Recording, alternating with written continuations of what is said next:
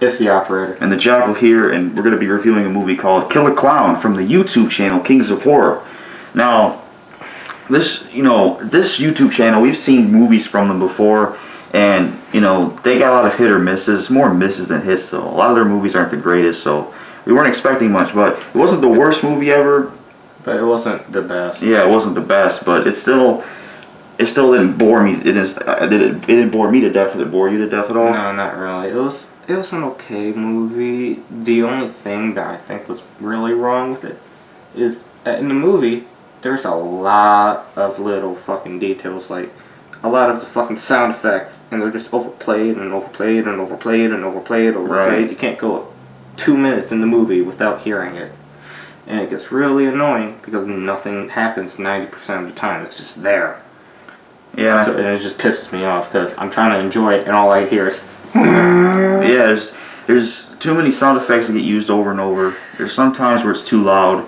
Maybe they should have used a different sound effect or had it be kind of an eerie sound, but lower the volume down, have it be kind of quiet. But the plot of the movie is basically you have this guy, I think his name was Kevin, I seen in the cast. He basically, his girlfriend gets murdered and he has to hunt down the murderer, which is a killer clown.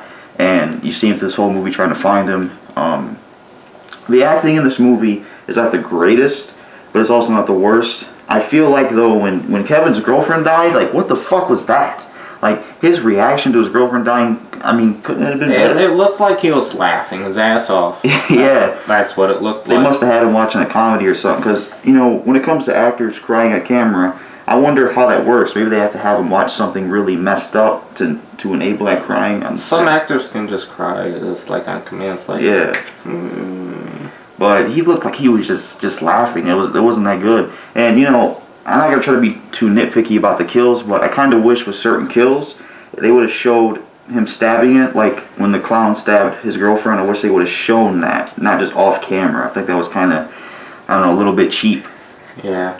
But there's a lot of good characters in here too. Like the main character, you got the girl he saves. She kind of becomes the main character, side character sort of. You got the detective guy, who he has a pretty good actor as well. I'm just glad the acting isn't too cringy, too bad, or nothing. The acting wasn't like the best, but it wasn't worse. It's better than a lot of the ones you see on Kings of Horror. Yeah, and how did you feel about the there was parts where it was inconsistent, wasn't it? Oh yeah, most absolutely. Because 1 minute there's a scene in the movie where the guy is somewhere, the main character is somewhere out in fuck allville, and he hears a scream like 3 miles away. He runs to it, gets there in about a minute, and then tries to shoot the killer and then fails miserably every time. Yeah, like the main character, he's like the worst shot ever. It's like, how could you... I know you don't want to kill the clown right away in the movie, you want to drag it out, but couldn't he have at least pulled one shot off on him? Like, what the hell? I mean, the fighting was good. Like, when they were up close, the fighting wasn't the worst. It was entertaining. But too much inconsistency. Like, there was one part where the detective guy, he heard something, and then there was another scene where the main character and the detective, Kevin, they split up, and Kevin shot something. The detective didn't hear it, but when the detective shot, Kevin heard it. Like, that, I don't know what they were thinking leaving that in there. That's bad inconsistency. And then there was parts where a girl would, scream. I don't know if you brought that up, but... Yeah, I did. And then, coincidentally, he was in the parking lot. Even though, seen prior, I thought I'd seen him walking in the street or something. Yeah, that's the thing. He was in the street, and then cut to the next scene, he's in the parking lot thing. And it looks like they pre-recorded of him jogging and then sped it up. Yeah. And it looked retarded, but it wasn't worse. And there was a few decisions in this movie by characters that, I guess a lot of horror movies have bad decisions, but when that girl heard a knocking at her door, went to check it, why the fuck didn't she lock the door? I mean, she's in a hotel at night by herself. I mean, just lock your door. And she checked it twice and she didn't even lock it, and that caused the killer to come inside. All you had to do was lock the door. So, or at least, if you walk out, poke your head out. Don't go fucking full body out, right. But luckily she was hello. Yeah. It's a stupid decision. And then that, most of the scenes in here, you know, you had flashbacks.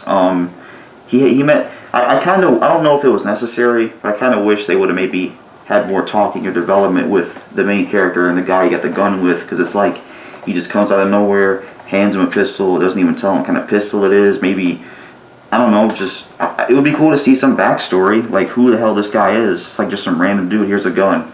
Bye. Yeah. There should have been more to that. They might have been brothers. I don't know. Yeah. They didn't look like brothers, but they might have been. How did you feel about the when? And there was another scene where the killer clown kidnaps the girl, which I predicted that, and then lures the main character, and then the main character goes and fights him, and the clown has a gun. Did you think he should have had one or no? I kind of expected him to have something, but I didn't expect the gun, honestly. I expected him to have like a sword. Yeah, the gun was unexpected, but then again, you know, if he didn't have a gun, they could have just got away from him easy flat. And then he had his bomb with him in his plane, because I didn't know what he was doing with the bomb. I don't know if he was going to throw it at him, because the clown's kind of smart. So he just put it in the room, and then they fought for a bit, and then he ran away, and then he locked him in a room, and then when he hit the detonator, he had a pun. He said, "You've done enough clowning around," or something. It's time for you to stop clowning around or something. How did That was the worst. I hate puns. I really hate puns. That was like, you know, you got those puns from Arlen and other actors, but that was like kind of like a store brand, low budget version, you know. I mean, I guess you had to have it in there, but that was kind of cheesy. Yeah. I feel like the ending was just too, like, it's like he kills a clown and that's it. I kind of wish there was maybe some after scenes, like the main character moves on, the girl he's with goes with him, or she leaves town. It could have I been. think that was a minor, though. Oh. But they could have had more to the ending instead of just him saying that shit and then that's it, you know.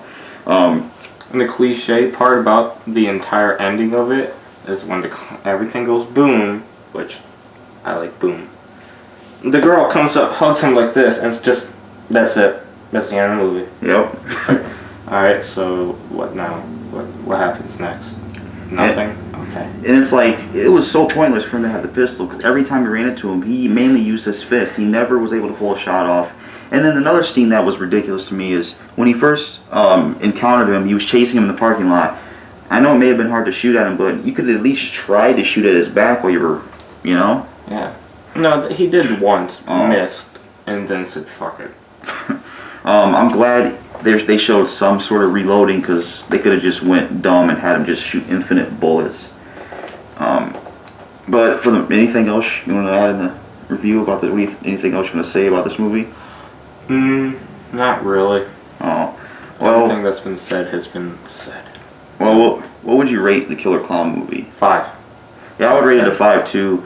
The acting is in the middle at times. The fight scenes, they're good enough. When the killer kills certain victims, it's done good enough. Like when he kills the one bald guy, I think it's kind of cool how he dragged it out a bit instead of just him being another person killed.